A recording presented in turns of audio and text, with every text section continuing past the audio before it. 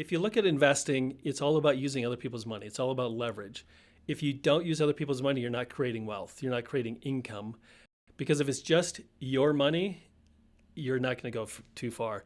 In real estate, you have to learn how to use leverage and use it correctly. So like it feels like with my wife and I, we're often told that like the key is to budget well and save. And it sounds like the save thing, there's something like there's some like contradiction there with like save up all your money and let it grow a tiny bit versus like using other people's money, using your money. Well, I think there's two philosophies, and using other people's money correctly and using debt correctly. Because there's people who use and abuse debt, and they have every toy in the world, but it's not an asset. Real estate investing is all about using other people's money to buy assets that create wealth for you, pay the other person you borrowed the money from a good, return, but it puts you in a situation of growth. You can't grow by just saving. You can't grow by just putting money away, or at least most people. The majority of people who are investing start with little to nothing, come from all kinds of backgrounds.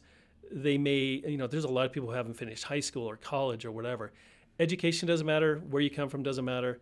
It just depends that you're willing to take a little bit of risk and use other people's money. It sounds like there are ways around not having great savings and being able to, Leverage is the whole key to real estate investing, using other people's money and taking real estate and putting those two together to create wealth over time. I mean, and some of that time could be 1 to 3 years, but typically it's like, how do you build wealth over 10 to 20 years, and how do you create that?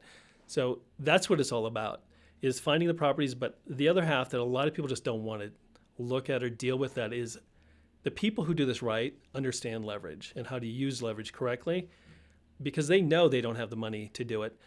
We've had people easily in the last 3 years add 100 properties to their portfolio who started with little to nothing. It's because they just started learning how to use leverage and other people's money. And leverage is key to anything you do in real estate. If you don't use leverage, you're not going to make really any money in real estate.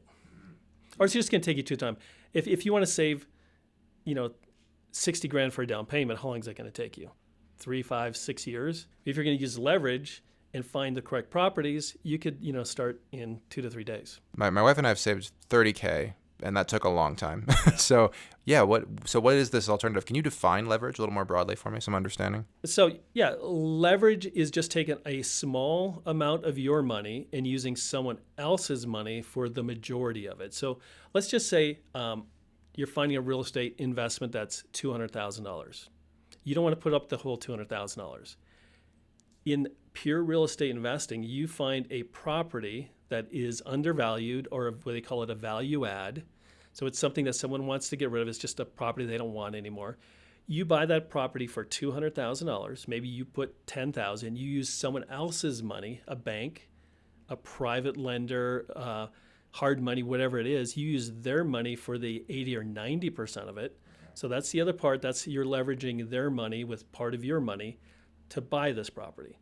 Now you put in, or you use their money again to leverage the fix up. So we bought a property for $200. We're going to put 30 or 40 into it, and now it's going to be worth $300. So you just leverage 10,000 of your money using other people's money to create an asset. Because you paid $200, you put 40 into it, it's worth $300. So you had $60,000 of net worth you just created. Gotcha. And over time, if you keep that as a rental, you're going to put it into a loan. It's going to pay all the way down, and that property is going to be yours sometimes. You're going to get the income, but you're also somewhere down the line going to have a house that's kind of like a 401k, because it's going to be there. You could sell it. Like a nest egg. Yeah. Okay. And that $300,000 house when you retire is probably going to be worth $1 million. Yeah. Because it's also going to grow. So that is why your $10,000 using other people's money, you now created that leverage. You took $10,000 to buy a house for $200,000, and you created that $60,000 of wealth now, but a lot more in the future.